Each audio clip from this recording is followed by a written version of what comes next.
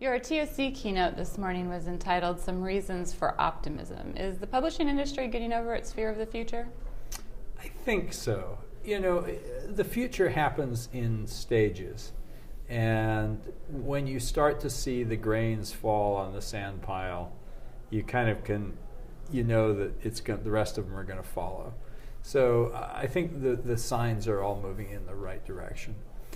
And there's starting to be a lot more acceptance that the future will be okay, as opposed to hand-wringing about what's going away. Okay. What about on the self-publishing side? Do you see the successes that we're seeing as trends, or are they simply outliers? No question in my mind that self-publishing is the wave of the future, with one big caveat. Okay. Self-publishers will become publishers. Okay. You know, everybody sees the beginnings of a new democratization via technology. People take advantage of it. They get good at what they do, and then they start to extend their services to others. So, you know, I look at my own history. You know, my company, O'Reilly Media, was the product of the desktop publishing revolution, which democratized the tools of print publishing in a lot of ways. And I was a self-published author. I built a company. I started publishing books for other people. You know, all of our early books were written by our employees, and then only later did we start to bring in outsiders and become a more traditional publisher. But you figure out, you know, things that are hard to do. You know, we figured out how to produce better looking books. We figured out how to get them into the market. We built distribution. And you know, it was easier for a lot of people who just wanted to write to use us. Right. Or we actually went out and found them. And I watched that happen again. You know, the web came along, and in the beginning, wow, the web, anybody can be a web publisher. Everybody has their own printing press. You know, but before long, you know, people were paying, you know, to get listings on websites, and then it was repeated with blogging. Wow, everybody can have their own blog. And before long, people were, you know, writing for the Huffington Post or TechCrunch or whatever instead of putting up their own blog, because you know there is a natural need to aggregate attention, and some people get better at it. And so, you know, we're seeing this on YouTube. You know, there are now YouTube studios. We're seeing it, I think, in very much in self-publishing as well. This is even leaving aside the fact that, you know, companies like Amazon and Wattpad are themselves perhaps a kind of publisher. But I think we'll literally see people who get really good at you know, writing. Some of them will say, wow, I don't want to do all that other BS. Right. But some of them will say, wow, I'm good at all that other BS, and I can actually extend my efforts by, you know, doing all the parts that other people don't want to do. That's what I do. I don't write books anymore, but I publish books for other people.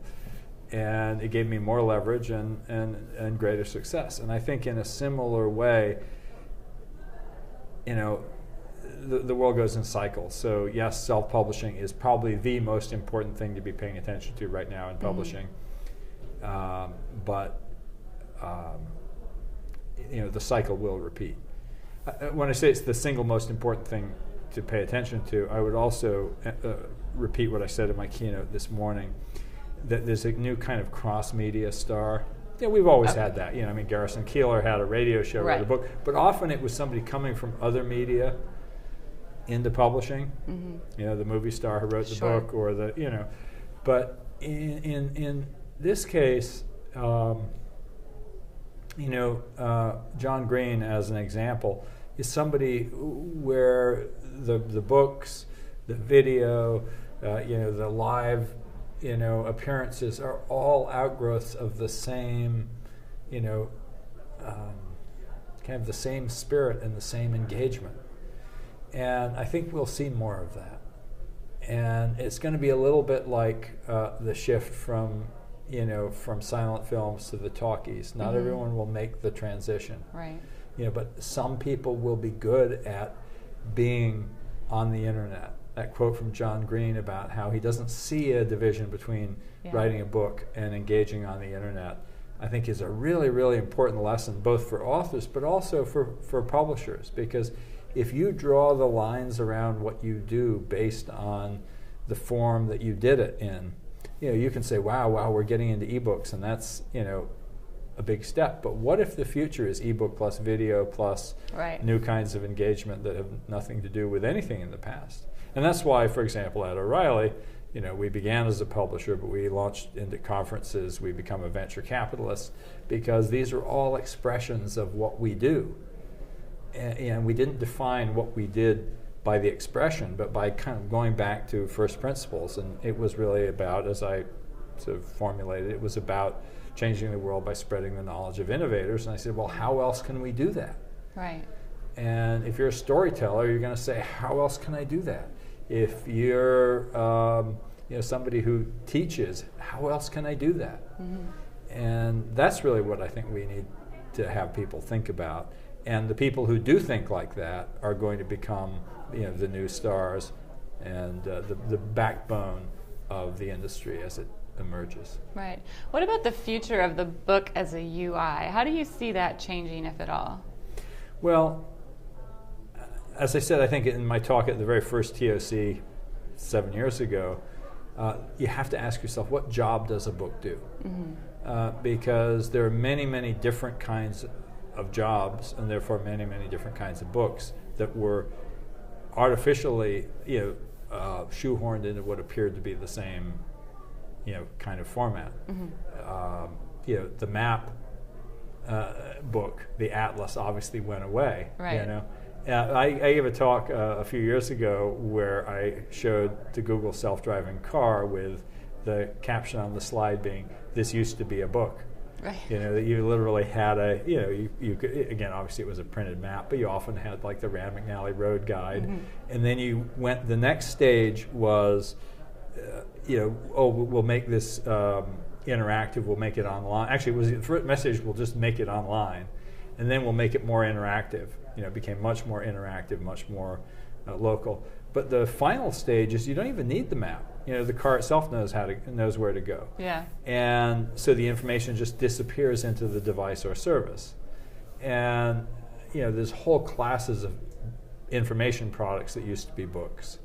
Whether it is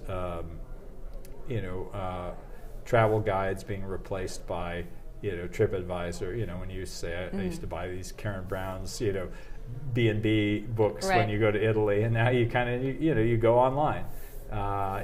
We used to actually, it's funny, of course, it's even going back further.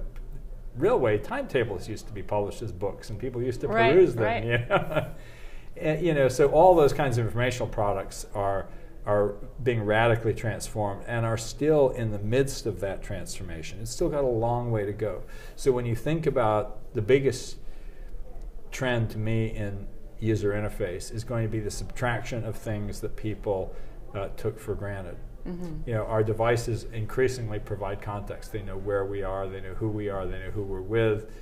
And you think about all these applications now on the phone where you type in various things and you go, well, why am I typing that in? The phone already knows that. Mm-hmm. Right. Good example, you have these fitness apps, like Runkeeper. It's like you say, I'm starting my run. You go, wait a minute. Why am I telling it I started my run when, in fact, it already knows when I'm running, when I'm walking, when I stop? Right. And you're starting to see people who are getting ahead of that. Jack Dorsey with Square is a great example. If you're running the app and the store owner is running Square Register, you walk into the store, it checks you in, your face shows up in the cash register, and you're not sitting there, checking in, because these two devices are already checking you in. Yep. And I think we're going to see a lot more of that in the design of information interfaces in general for information products. Now, when you come to the other side of publishing, which is entertainment, you have to say there's a continuum between the book as a form of storytelling and video games and movies. Right. And again, so where are we going to be on that continuum? Where are people? How are people going to decide to spend their entertainment time, and how can we transform that experience? And I don't know where that's going to go, but there are people who are going to invent it. Yeah. Yeah. very exciting. So as far as where are things going to go, what publishers are you seeing doing interesting things right now? And of those, do you find them under the traditional publishing umbrella or somewhere outside? You know, probably one of the biggest things about O'Reilly is that I don't pay a whole lot of attention to what other people are doing. Yeah. You know, so I have to confess that I'm not sitting there kind of going, well, what are the great experiments by publishers and who's doing, you know, good things. You know, it's really important to focus on what you do. Mm-hmm. There are a lot of Me Too products in the world. And if you're always sitting there chasing the taillights of someone else, you can be very successful. I mean, no question. You look at, you know, what Microsoft did, you know, copying, early, actually for that matter, Apple copying Xerox PARC. Mm-hmm. But you know, it's much more fun to be a leader than a follower. Yeah. All right, well, thank you very much for chatting with me today. You're very welcome.